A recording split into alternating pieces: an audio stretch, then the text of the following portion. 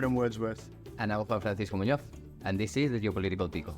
Disinformation is all around us. It's hard to go on social media these days without being inundated with people trying to manipulate our points of view using a variety of different tricks. That's why we thought it was essential to bring this series to air and explain the risks and the potential remedies against disinformation. Disinformation Project is a 5-episode podcast where we will be exploring, with experts in the field, the effects of disinformation in the African continent, as well as its development and what are the tools used to spread this disinformation. Thank you very much for listening. We hope you enjoy the show. Welcome to the Geopolitical Pickle. It's our pleasure today to be here with Nicolas Henin, formerly of the EU Disinflab, now working for the Research Centre on Mistranslating Disinformation and Translingual Discursive Dynamic from the University of Manchester. He's an expert in violent radicalization and disinformation, and he's been covering conflicts in the Middle East and Africa for he's a seasoned journalist in this area.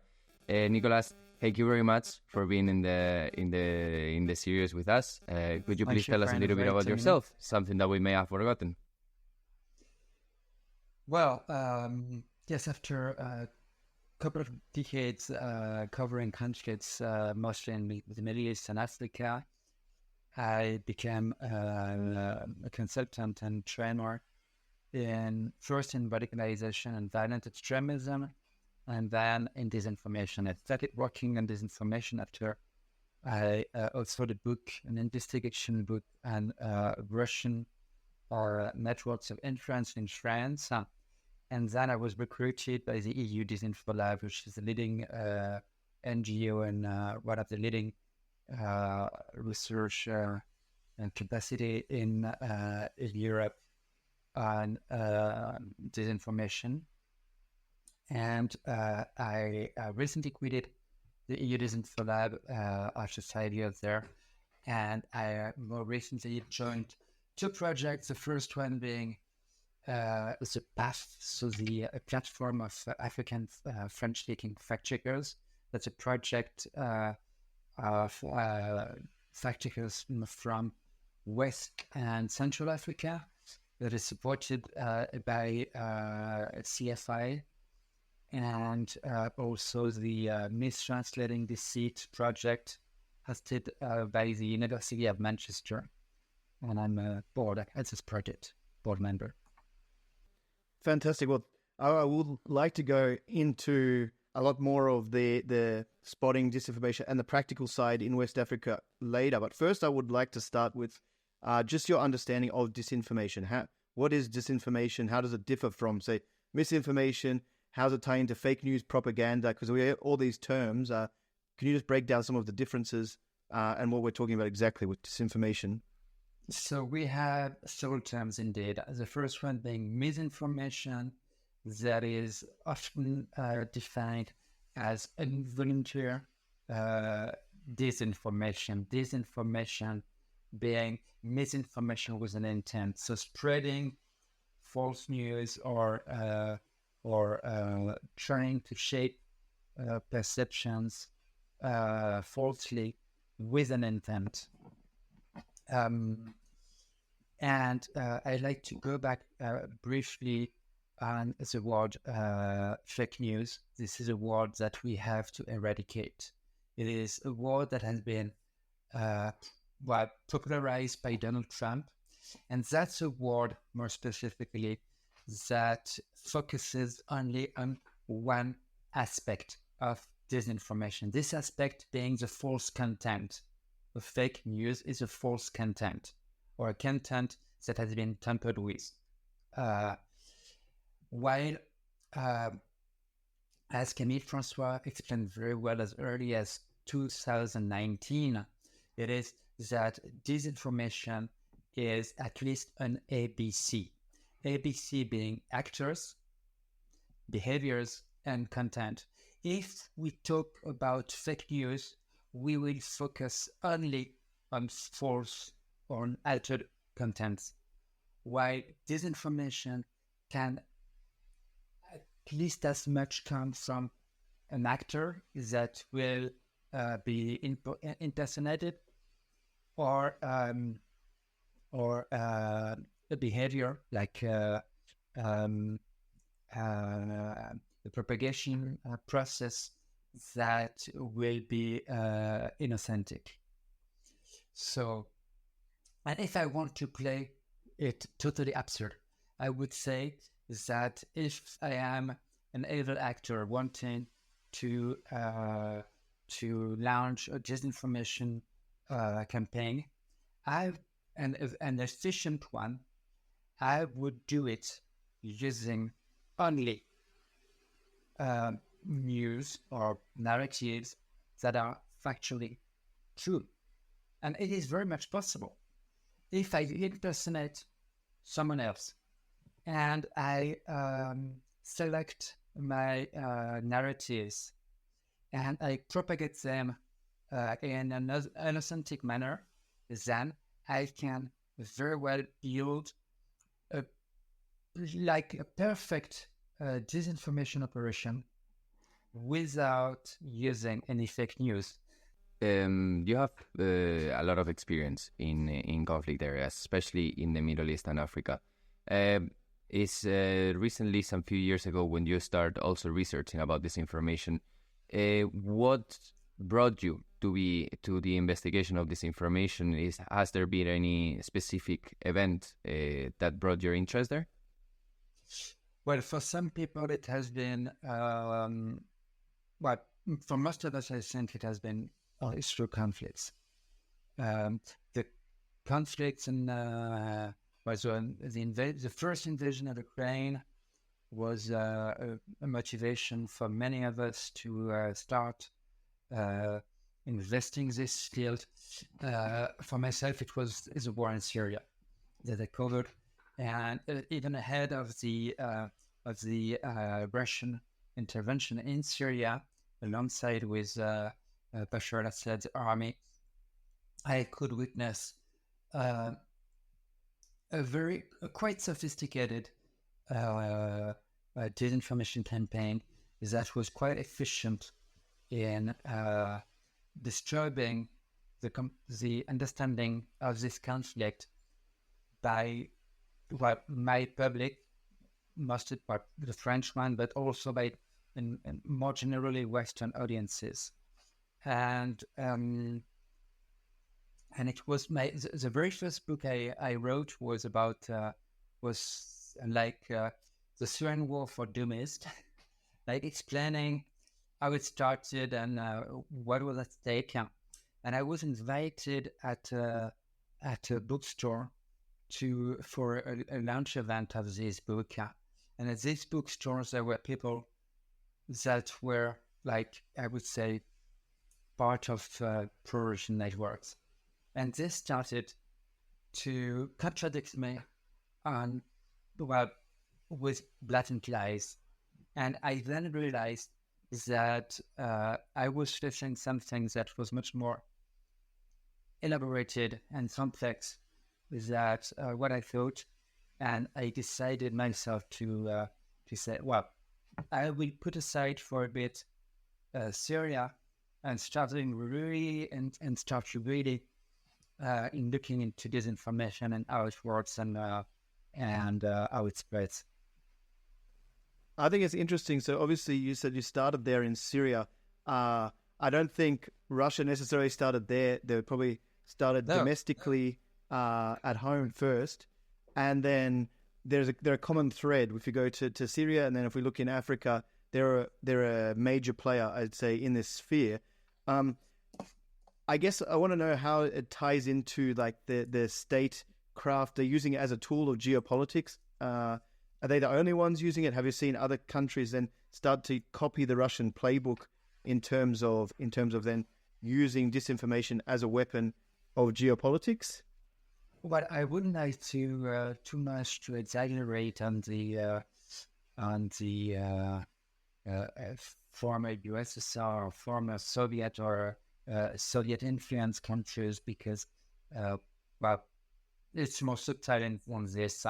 But if you look, for instance, on Arab countries, that it remains very effective. like the Arab countries that were close to Moscow during the Cold War are still using, to a large extent, this state propaganda playbook that they learned during the Cold War, and thinking that, well, Syria obviously, but also Egypt or Libya or Sudan. But in the Arab countries, there has been other forms of playbooks developed, especially the ones by the Gulf countries. That is very different. It's much more like privatized disinformation players. So we're talking here then that there is state-sponsored disinformation, and then we have private-sponsored disinformation. Yes, Since our main focus and the borders are blurred because the state will sponsor disinformation, so they will quite often not be actors themselves, but they hire influencers, they hire proxies that are, most of them, like private. They are not civil servants, so they do not directly serve the state, but they are funded by the state to operate these campaigns. And in the cases of the Sahel, for example, where disinformation campaigns have been reported, can we see a fully state-sponsored disinformation coming? These campaigns coming from Russia, they've been widely reported, or can we see this use of proxies or even local sources, either news outlets or states? I would like to answer this question, to refer to the to a recent study that has been published in March this year by the Africa Center for Strategic Studies. That is a regional map of disinformation in Africa. I recommend that you even post, share the link to this study along with your podcast. And it will show that, for instance, in Africa, in the Sahel region, the most active operator of disinformation campaign is clearly Russia, but it is followed by few campaigns by China, as well as some local actors, especially the military ones, the juntas, and also some actors that that cannot be clearly defined or that are still undetermined. Yeah, indeed. We for the same series, we are actually interviewing the Africa Center for Strategic Studies, Mark Dursen. So actually, we will be posting this information because it was really good for the beginning of the study, and their inputs were really interested. We're talking about we're talking so far about how is this information created and which are the actors behind, but how is this information analyzed? Is there communication between institutions and NGOs, for example, such as you, this InfoLab that you were working for? Is there a common approach? Is it a little bit more decentralized and then it's trying to join? What is the state of the current analysis? Well, there are a few centers of expertise on the continent tackling this issue. One of them being clearly the Africa Center for Strategic Studies.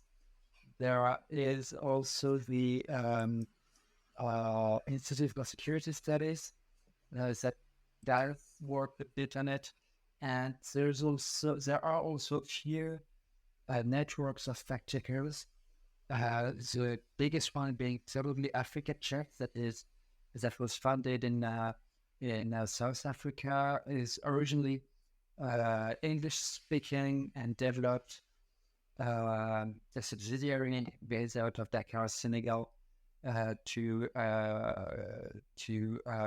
overview activities in French-speaking countries, and there is also quite a large network, a few networks of Arabic-speaking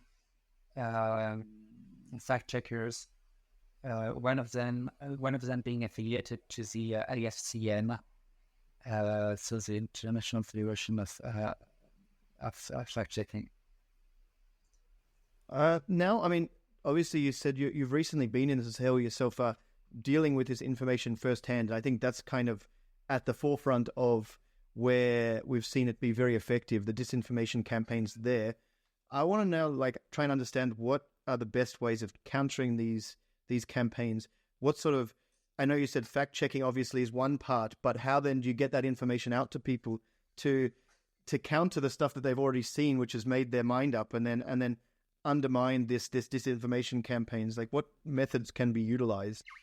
Well, first of all, the focus until now has been given probably too much on fact checking, because disinformation is only partially about fake news, and the response to disinformation is partially about fake news, about debunking or about fact checking.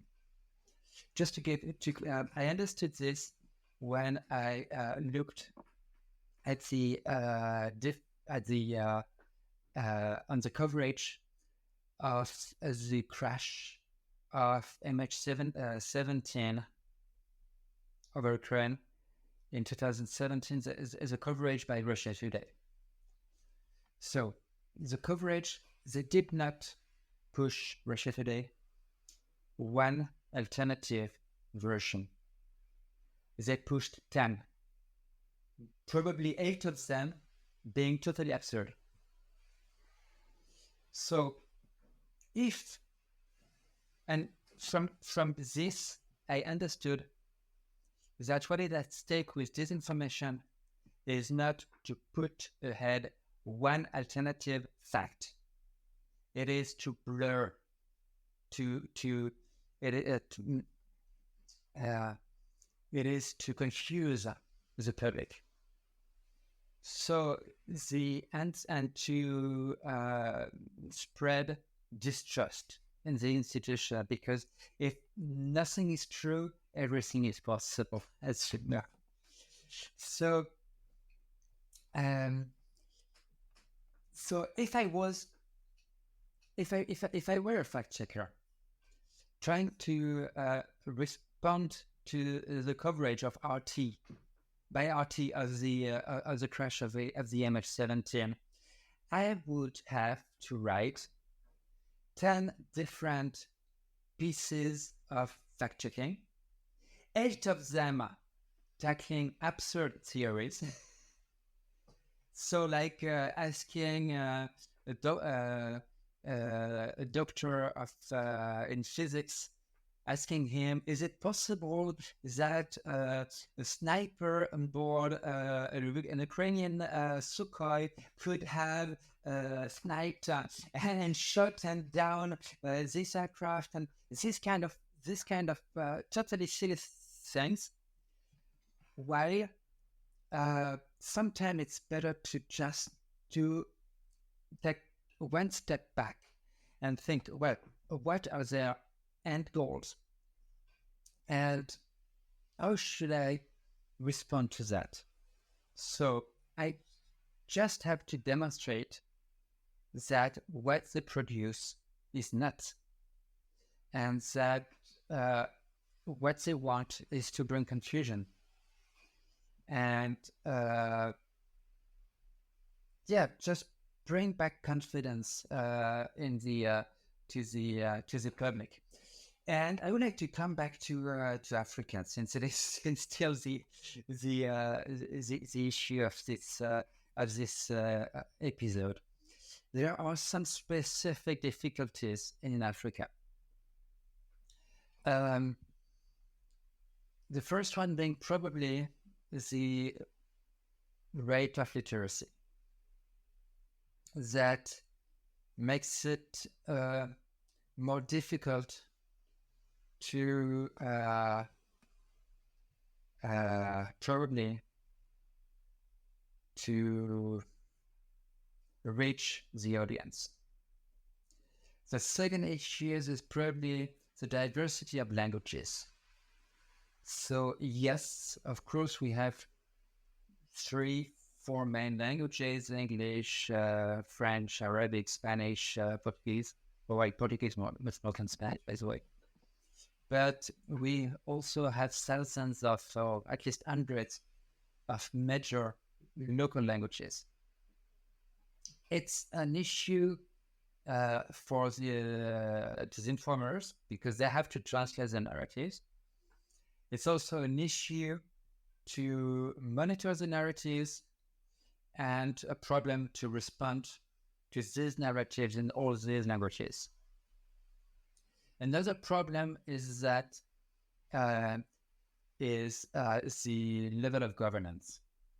If you don't trust your government, you are much more likely to believe in disinformation and alternative thinking, because or if you don't trust your institutions in general, because it's not only about the political governance, it's also about local scientists, it's also about your media, and so on and so forth. So all of the institutions.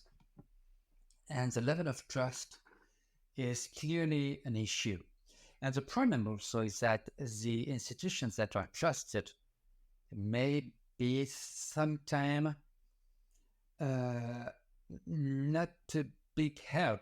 If you go in Central Africa every Sunday to your local church and the preacher tells you, give me a lot of money and I will make you rich, then after that you're still poor, then at some point maybe you will stop trusting your local institution or your moral reference or whatever.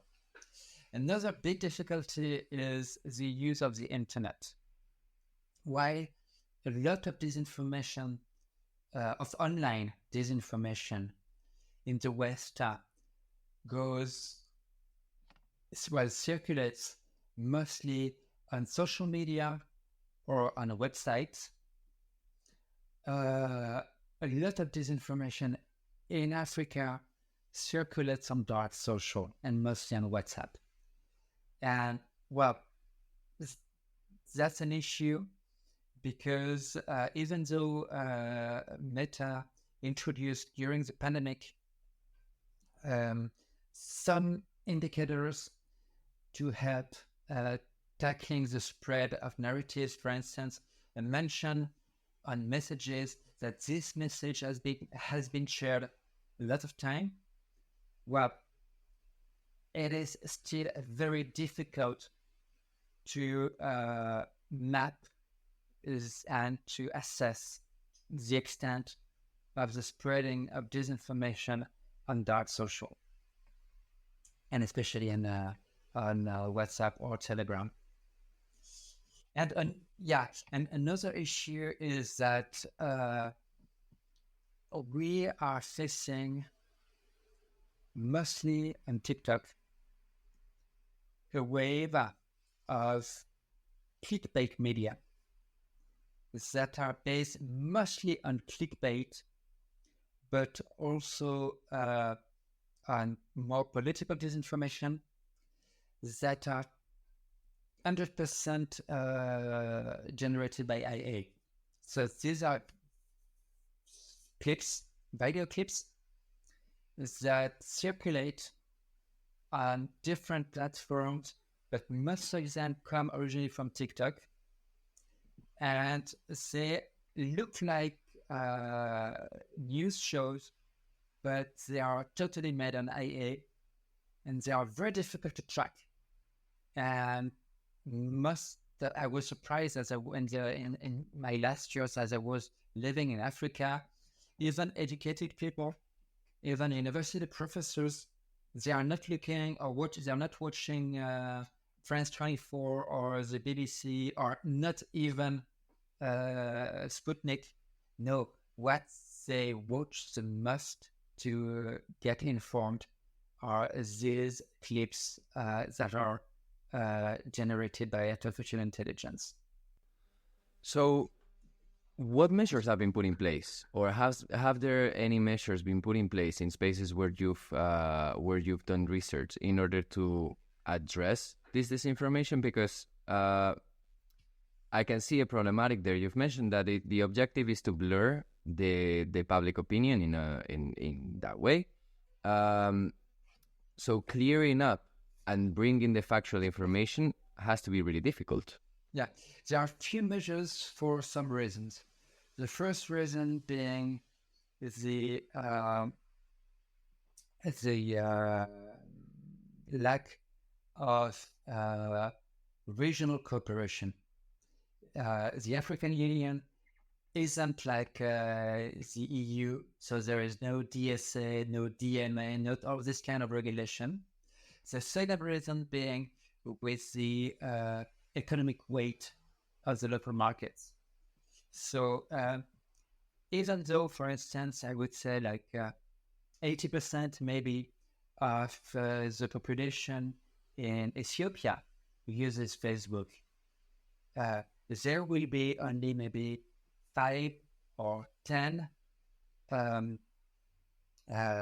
people hired by Facebook to moderate content in Amharic or Tigrinya or Oromo, because the sales of ads by Facebook in Ethiopia doesn't worth investing more money, and this is a huge risk not only for disinformation but also potentially for the spread of hate speeches, because if you have such a number, so few people hired to moderate content in such a wide areas, population over 100 million inhabitants, then basically your platform can be weaponized by many bad actors. I mean, I see there's a few major problems there then that are really difficult to tackle. First of all, you've got like this imbalance, I guess, in effort between producing the disinformation and then trying to disprove it or even bring people back from this confused state where you have so much different issues. And then the media literacy obviously is a massive thing across Africa. I mean, I actually listened to a BBC podcast quite recently, which specifically talked about this issue in Ethiopia. And they had, as you said, 5 to 10 fact checkers for a country of 120 million people. And for a company like Meta, they don't have any motivation to actually go and spend more money on fact checkers because there's no money to be made in that market from their profit-driven ideas, right? And WhatsApp again creates this whole new issue where it's not only disinformation, but I think then the level of trust that you're getting this information from a family member or from someone from your church or something like this, where then you're more likely to believe it. And then this, again, makes it very hard to counter this narrative on the ground. And I think part of that is why we've seen this geopolitical situation in Africa evolve the way it has, where the trust in governments has deteriorated. We've seen military coups, especially in the Sahel. I mean, I think at the moment it seems like quite a pessimistic picture when we're relying on private companies to do something about it. What could possibly be the way forward? Will it take like Western countries with the money to force the private companies to do something about it, or will it take some sort of concerted effort with local governments in Africa to counter it there and actually create some hub of information that can be a trusted resource and then that's where people can go to do their own fact checking, or like what's the sort of solution, I guess? Well, there are different levels. One of the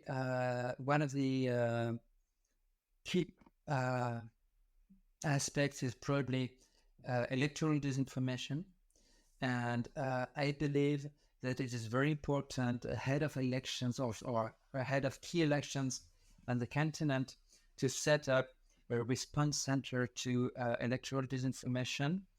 This electoral disinformation is not only about disbalancing the coverage between the candidates, but is also to prevent voter suppression and also to prevent the spread of hate speech, because it's also a key issue that is present in Africa that we don't necessarily think about in Europe or in other countries. And I think that it would be quite simple, even by, let's say, UN mission or an independent mission, to set up a monitoring center that could be based on WhatsApp, with a WhatsApp number or a WhatsApp contact, where people could flag, to which people could flag narratives that they want either to check or to transmit if these contents are punishable by the law, that could be transmitted to the jurisdiction, and that could be monitored, and also in order to assess the intensity, at which level they circulate, and there should be also more support given, of course, to networks of fact checkers, but also to networks of online investigators. Investigative journalism, not only on issues like corruption or illegal trade or whatever, but also trying to debunk campaigns and monitor disinformation campaigns based mostly on OSINT, is probably very important. And there have been few initiatives already launched on the continent. Most of them so far are in English, and probably it would be good to develop them in other linguistic areas, and also to have them translated into local languages. Actually, I wonder, and this is a little bit of comment on that because we're ending more or less here, but with the search of AI, as was mentioned, to create this content, also that would be easier to be able to translate the content into other languages. No, we wouldn't even need to have that many translators or that economic strength that we're asking for here. No. Yes, during our last meeting of African fact checkers, in my network of African fact checkers, we made some attempts with ChatGPT-4, and we asked it to write a poem on a specific issue in a quite rare African local language that was spoken by one of our network members. And the answer was astonishing. It was really good. But he was the only one able to assess it, of course. But he was very surprised by the quality of the result. Despite a disclaimer, like I'm not an expert of this language, but this is my try. It started with, and despite this disclaimer, the answer was really astonishing. But still, I mean, It's not because technologies are improving that we are doomed. I mean, this, the progresses of technologies are not only for the bad guys; they help the cops too.